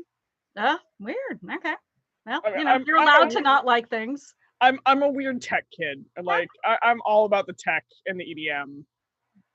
That's weird because they're kind of like early EDM in a lot of ways. They are, but early occasionally it's like you're just like, oh, I understand where you came, like how this affected the music that I currently listen to, and I appreciate you for it. Okay. This must be how like Helga feels every time we ask a sex question, and I'm just like, I don't know. Oh yeah, no, pretty much actually. By the way, I have 100% gotten 2 messages after the last conversation of I didn't make the cut, ouch, and you're dead. Yeah, I know. I got a couple like that too. I love you all though. And actually, Maggie, you're right. You would totally be on my art team, and possibly also on my sex team. I don't know. Your team's going to 6 now? Maybe. Right. So the question that I have for you, Rithkin, comes from Merrick the Jew. Okay. Oh, really? Okay. He asked, would Sir Rithkin ever consider adding a drinking game to either her ducal or sister's interviews? Like, every time Rithkin says, that's interesting, you drink. I guess I need a different thing to transition with. Sure. You all can drink when I need to help develop these drinking rules for you. Because I mean, you would obliterate all the dukes anytime you said if you added the rule of like when I reigned. When I was king. Yeah. Or in my kingdom. Yeah. So cool. So MCJ, she's agreed to a drinking game. Now you get to help develop it with us. But now, Merrick, I'm not going to say, oh, that's interesting anymore. It's going to be stuck in your head. So this is what it did to me. Don't say it. when we had the drinking game rule that anytime Tulia mentions Thorfinn, like everybody had to drink. And I got so like paranoid about it that I just stopped saying his name entirely. It was like, that individual I share a house with.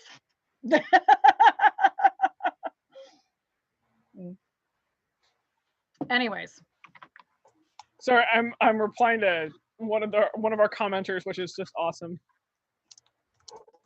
Okay, so do you want me to so Rithkin, I didn't actually allow you time to answer. Did you want to keep going for a little bit? Like, are you enjoying your time? Would you like to? Oh, sure, that's fine. Okay, cool. I just want to make sure that we aren't like stealing you away from the fun of life.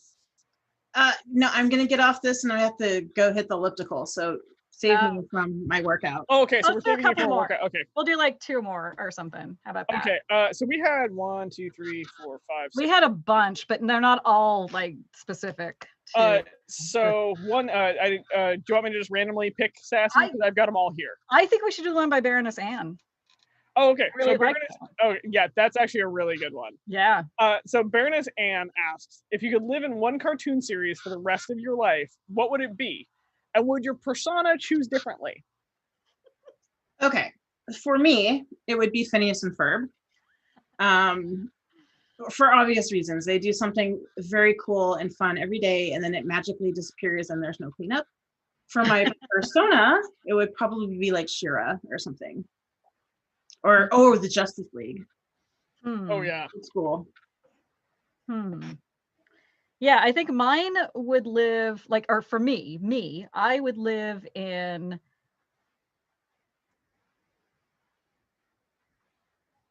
I mean, it's probably a toss-up between like Rick and Morty and Disenchantment. And I kind of can see my persona also choosing either of those. Yeah, I go with those.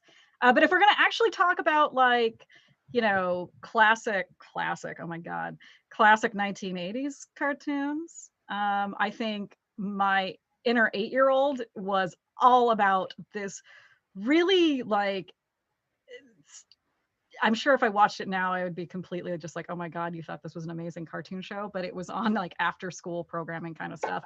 And it was called Beverly Hills Teens. And I was fucking obsessed with it as a kid. So if I could live in that world as a little 8-year-old Tulia, like that would be the shit. So people, I'd have like, robots that wash my hair, and I live in a giant mansion, and I'd wear like tiaras and furs all the time, like totally. Hands down.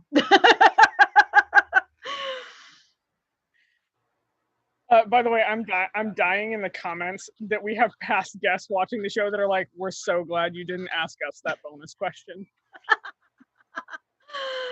Yeah. So to answer that question, which cartoon series for the rest of my life? I'd probably have to go with X-Men. One, just because I want to see if I show up with a power, and two, I think it was one of the shows that kind of warped my sensibilities about what it meant to be different and continue to fight for everybody's right to be different. And so I would want to continue that fight, even if it's in a cartoon universe where I could get my ass kicked and then drink a cup of coffee the next morning without my mouth hurting. Because if anybody's ever been punched in the mouth, by the way, the next morning sucks. I don't think like hardcore sucks. Like nobody gets in a fist fight and the next morning is just like sitting at a breakfast table eating a set of eggs. Like, oh, that was totally fine. You're like, motherfucker, my lip hurts, my face hurts. There's other things, and I may have won, but I don't know. I'm not sure if I won. But that series kind of like changed a bunch of like who I was and kind of gave me the ideas that I run with today. And then I found the SCA and I was like, oh, hey, this totally fits in this cartoon that I worshipped as a child. Because I'm a fucking weirdo and apparently have thought about virtue since I was a little kid. What would my persona choose differently? Is there an animated Xena series out there? Because if there's an animated Xena series, that's the way I'm going. I think it's actually called She-Ra. I was gonna say, like, maybe I would amend my response to be like Avatar or the Dragon Prince or the Legends of Korra. Oh yeah, I haven't gotten to watch the Legends of Korra yet, but Avatar is flat out like my favorite cartoon. Like that cartoon. I still haven't watched it. I've still never seen it. It's on the watch list. But... Okay, so have you ever watched the documentary how Sesame Street saved the world? Yeah. If everybody in this generation sat down and watched Avatar, it would be the same fucking thing. It's on the list, and now that we have our big glorious TV, we will sit and watch it. Watch it. It's gloriously bad and also full of every lesson that everybody needs to take to heart, so we stop fucking cutting each other down. Yeah. Be nice to each other. So, I would like to amend my response to say Avatar. Either way. Because cool. So it'd be really fun to see if I actually had superpowers in if I was a mutant or if I was just some average Joe. So I have a question for you, Helga. If you were an avatar, what kind of bender would you be? I'd probably be an earthbender. So I would either be an earthbender or a firebender because I am I can be super hot-headed. But I relate to Toph way too much. Like hardcore way. Like her character showed up and I was like, oh, ouch. Yes. Oh. So reverse to you then. What would yours be? I have to say it's probably the same as you. It's probably fire or earth because I'm very stubborn. And I do, even though I don't show it very often because I've worked since a very young age to control my temper, I have quite the hot streak. Yeah. I figured you and I are probably very similar on that. Yeah. Also, I would like to point out that besides fire, anybody can turn into basically a bloodbender. Like every single, that showed up and I was like, because it was like the beginning of the series and I was like, you could 100% control the human body this way. And I was like, what's the only one that can't? The firebenders. The firebenders are the only ones that can't. And Like- Julia, you've never seen it, right? So you wouldn't know. I haven't. So actually what I'm going to do is I'll make it my homework this week. Okay. We will watch it and then I will come on the show next week and I will inform everybody what alignment or whatever. There we go. I'm totally. I'm flipping Baby Ninja off in the background right now because he's being all like, hey, use that alignment, you dumbass. Anyway. But I want to amend mine, actually. I want to amend mine to include Archer because for sure. That was my original answer, and I realized that I would probably end up as Lana, which means I'd be yelling at Archer all the time. Are you kidding me? I would either be Pam or Cheryl, or probably what's her face, the mom, Mallory. Oh no, you're 100% Cheryl. I love you. You're Cheryl. You're not the boss of me. I've actually said that to you. I have in fact said that to you. You're not the Okay. boss. Rifkin, have you watched Archer? My husband watches Archer all the time. When you guys said that, I'm like, well, what cartoon do you feel like you're living in now? And I would say The Family Guy. I was gonna say Archer is pretty good. I'm drunk half the time anyway, right? Random fights breaking out, people with guns, drinking. I was about to say I might actually be living in Archer, or actually, I'm probably closer to Family Guy right now. I'm just like weird shit going on all the fucking time. Anyway. Shit, it might just actually be we're currently living in Rick and Morty. I think we're living in one of their shitty alternate universes that they fuck things up and then that universe comes into reality. Like, yeah, that is for sure. We're like Earth 653 or something. Yeah. Okay. So two more questions. I've got do you want me to go, Sassy? I think you did the last one. So I've got two other questions that I would love to ask. Okay, well then, which one do you want? So the other one comes from Christopher of Houghton. Yeah. In the Outlands. Of all the guests that you have talked to, who has done or said something that really stands out to you, and what was it? Oh fuck! Now I can't even think of anything. Shit. Gosh, it's all been so interesting. That's a joke, Merrick. Anyway, there's been quite a bit that has stood out. I've loved interviewing some of the older guys from the AS single and double digit like teens because they have like the best stories. But I've also really enjoyed talking to people that are super passionate about what they're doing. We were talking about this actually before we went on air, and just in the and it's hard because I've almost interviewed 70 Dukes now, plus all the sisters interviews. So it's hard for me to remember all the way back to May. So the people that are more recent are obviously stuck in my mind, but like Xerxes was like super cool. Like some of his viewpoints, and then his Royal Majesty Felix from the middle was that was a great interview. I would love to talk to him again. You guys should have him on your show. He's hilarious. Yeah. He and his wife did Between Two Roses, and they were hilarious. And then I have some of my favorite guys too that I could talk to over and over. Al-Anon was great. I love Mark de Arundel. They've all been different in different ways, but nobody has like really surprised me. But they've all had tidbits that have just sort of resonated. I think that actually is kind of my answer too. Like it's really hard to pick one thing because every single interview that we've done so far, and there's 26 of them now, which is insane, has surprised me. Like there's been some sort of delightful surprise about it that I wasn't expecting. Sometimes it's been with somebody I've known for decades. And I was expecting, like this is going to be a really easy one. Like I know this person hella well, like we're really good friends. And then out of the blue, there's some amazing kind of chemistry that suddenly takes hold, and it just suddenly goes to this next level. There's others where like I had never talked to the person that we interviewed before in my life. Like, I mean, shoot, like a good example would have been Seto or Ryu, where, you know, basically strangers to me, but ends up being like some of the really like best conversation that I've had. And you know, with people, just no expectations, no real, like, I don't know how this person's gonna really be, but it turns out wonderful. And I can't think of any like real quotes or anything like that or takeaways, because my brain doesn't really store that stuff that way. It's like a giant sieve, and it all just sort of like, most of it just sort of like oozes out.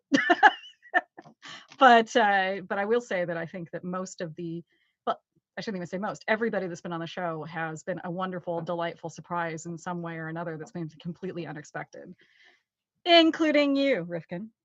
Because you're actually one of these people that we had never really talked before. Like, I think we'd said, like, you know, hey and stuff, like, especially when you were interviewing Thorfinn and I was getting him set up and kind of ships crossing kind of a thing. But yeah, this has been a delight. So it's like trying to pick your favorite child. I don't think I can. Picking a favorite child. I absolutely was blown away by Allie, actually. And just her comportment and her answers and the level of mic drops that happened on that show. Oh, Allie? Yes. Yeah. Oh my God. Yeah. Both Sassy and I would just like, she would say something and both of us would be like, oh, well. Moving on, because you just answered that perfectly. So we're going to have another question. Yeah. It was a really, really fast interview, but like every single answer she gave was like this little snapshot soundbite of like the perfect thing that you should say in this situation. Yeah. And we were just basically like, oh, okay, we can't even follow that up. You just said it. Or reels. And beyond that, I'm going to just echo both of you guys, is there's been some amazing people on these shows. And just, I'm blown away by each person that gives us their time to be on here. Because we're basically the Jerry Springer of the SCA shows. And so coming on here is a little bit like, I don't think we're Jerry Springer. I think we're more like Sally Jesse Raphael. Okay, so I didn't watch those. So I've only got like a small, limited, very redneck reference to Jerry Springer. But I'm blown away by the generosity of time for the people that have given to all the shows and content that are going on. And so I don't really have a favorite. I mean, a favorite to watch was Seto, as he was lazing back and like eating strawberries in the middle of his fucking interview like some goddamn chocolate god.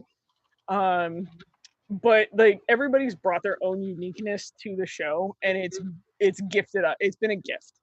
And so I don't know if I could choose a favorite. Yeah, I can't, and I refuse.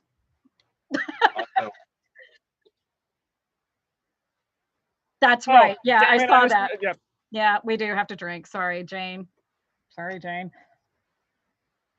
Yeah. Okay.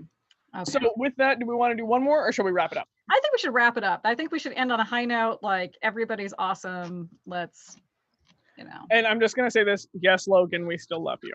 No, I don't love Logan anymore. No. So with that, I'm gonna wrap up the show. Is there anything else that anybody would like to say? Thank you, Rifkin, for being on. Oh, you're very welcome. Yeah. Thanks for having me. Thanks for asking. Yeah. We were very excited to have you on. Yeah. And so, show plugs. Would you like to do a shout out to another show, a YouTube, a channel, somebody that you think that should get followed more? We'll add the content afterwards so people can find the links. Sure. I am in love with the Coach's Corner. They're on every Friday at 4:30 p.m. Pacific. It's usually Branos, Sean, Sagan, Christian, Ragnvalder. I know I miss Eliyahu. And then they have on sometimes and guests like Craven, who is another really cool person to interview. Very funny guy. Anyway, if you fight or are interested in getting good at fighting, it's like being like a fly on the wall of listening to all of these people that are super, super, super good at their craft talking about their craft. I mean, I just, like, I feel like it's a gift every time I watch it or listen to it. I actually listen to it while I walk my dog on Fridays. Oh, Yeah, so yeah, and I just, like, can I just say something? Because a lot of people have been sort of negative about trying to do the SCA through Zoom or through Facebook or through YouTube. yeah. And I get that. Like, everybody on the show tonight works in a law office, so we're on computers all the time. We're reading on computers, you know, interfacing on computers. So we get it, like, you not wanting to be on computers, but you can, through the magic of technology, stream this stuff onto your TV, listen to it. You don't have to watch it. And there's so much good content. And the people that you can be exposed to by watching some of these shows, like Between Two Roses too, is very funny. They're very funny. It's amazing. You're never going to get that kind of peek into some of these people's lives by meeting them at an event or hanging out with them on a fire. I mean, you don't get to, obviously you don't get to know them, but almost everybody that I've interviewed, even people I know very, very well, like my squire, Inga, Duchess Inga, I've gotten to know something different about, and you get these peeks into things that you would just never know. And it's been so cool. So I just want to say, I'm probably preaching to the choir, but give it a chance. And do it in a way that doesn't make you feel like, you know, that you're still on the computer all day or whatever, because this is what we have right now, and let's just make the best of a bad situation. Yeah, this is all we've got. This is the avenue that which we have to interact with each other, and it's kind of special, and we should never take it for granted. We should never just blow it off as something that, you know, doesn't count as real interaction, because I think it does. I feel like I'm really interacting with you guys. I'm really talking with you guys. People in the chat, I feel like I'm talking to them, you know? So. And it's a gift that people let you look into their lives this way. Yeah. Really, it is. Yeah. I am every day grateful that people agree to let us talk to them. Yeah. So. So my shout out is actually going to be to Between Two Roses. Because I was going to do Coach's Corner until somebody undercut me. What? Sorry. Oh no, dude, no worries. Like we literally do this off the cuff. Like I'm just giving you shit because, well, why not? But Between Two Roses is delightful. Also there is the Pure Between Two. It's the same thing. It's super fun. It's really snarky. It's great. You get to know more people. And then I just want to echo your words, both of you guys' words of, I miss my people and I cannot wait until there's in-person events again. But the content that is out there is mind-blowing. Yeah. I really think that if done right, this will make the society greater, and we will be better known and more available to the next generation because they can watch these interviews, they can watch this knowledge. It's all there. The content is there. It's not going to go away. And that's a huge gift. Yeah. And so while I fucking hate the pandemic and I would really like to be able to hug my friends, the gift that it is giving us of shared inner kingdom knowledge is priceless. Yeah. So I didn't get to give mine. I'm gonna go with Calbard's Corner. We've mentioned him a couple of times, but not that I'm going to try to just say the fact that I was on it this week, midweek. He did a great show about games, and we played a couple of different period games. And it was with a raucous crew of Westies that it felt like I was Cock and Bull's Tavern at a war, drinking with my buddies and gambling and talking shit. And like, it was like being home, and it was wonderful. And so Calbard wonderfully managed to kind of get this right mix of things. And I hope he continues with the games, because that actually, as a person who doesn't like games, like I'm effectively not a game person. My brain can't process rules. I have a process disorder. I have a learning disorder. well, it's tied into ADHD and all of that, but rule processes make it really hard for me to retain the information. And so elaborate rules for games always was a kind of like I'm going to get set up and somebody's going to make fun of me for not knowing what I'm doing. So when Calvard came to me and Helga, although unfortunately Helga couldn't make this particular game. But, yeah, sorry, migraine. Yeah, now it's totally, as someone who gets chronic migraines, completely understandable, but next time. But yeah, I was a little skeptical because I'm the sort of person who's just like, are you just going to use this as an excuse to mock me? Or am I going to have an actually fun time?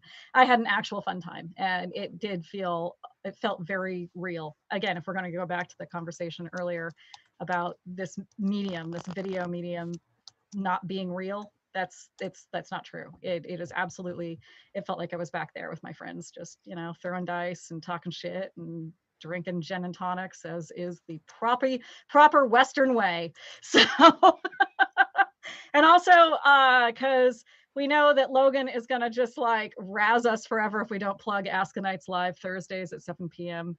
Tune in. I'm just going to say, hey, Logan, if you're listening, you should totally have Rithkin on for that because she's a fucking badass. Yes. So we can make that happen. You throw us under the bus all the time. I'm throwing you under the bus. Yeah, I love our brother. I do. I love our little brother. Anyways, so with that, I'm going to wrap up the show. I want to say thank you all so much to the audience. We continue the show because you show up. Remember that there is a Discord server now where you can interact with us during the week. There is many channels on that Discord, all the way from mundane stuff to SCA topics, to a not safe for work chat, which is awesome. I want to thank you so much, Misty, or Rifkin. All good. For joining us. Like, you have been a delight. I've really enjoyed some of your answers. I've also really enjoyed the deer in the headlights over the bonus question. That was hard. I don't think of my friends sexually. They're all Ken dolls. I don't either. I have the same problem. I'm like, I have a couple people that are Ken dolls in my world, and if they just 180'd for some weird reason and were like, so hey, I'd be like, you are built like the angels on Dogma. Hard no. Exactly. Nothing there. Just smooth. Oh yeah, you are smooth. Amusingly enough, Duke Connor and I have a friendship like that where like we hang out and we get really rabble-rousy together. And at one point I told him that. I was like, dude, in my universe, you're a eunuch. Like, you are built like an angel out of Dogma. It is nothing but smooth there. He's an angel now, so I don't know what you do with your wife, but like, smooth. And he got super offended for a moment and then was like, no, I accept this. Like, you will always be safe in my world. Like, Connor is the toughest guy in Letterkenny. He is. Yeah. 100%. The toughest guy in Letterkenny. He'd be on my fight team for sure. Oh my god, I should have added him to my he'd be the brute squad. I've watched him like soar on people on the warfield. Yeah. Anyways. All right, guys. Okay. So with that, next week, we've got Miss on the show. I'm really looking forward to this. She sent us booze. Yes, this is exciting. So I'm really looking forward to that. She is a delight. And to wrap this all up, I'm just going to remind everybody to like, share, and follow. Your likes and follows keep us going. And come hang out with us on the Discord and just chat during the week. So we will see you next week. Have fun. Stay safe. Keep this bug out of your home because I want to see you all soon around a campfire. Yeah.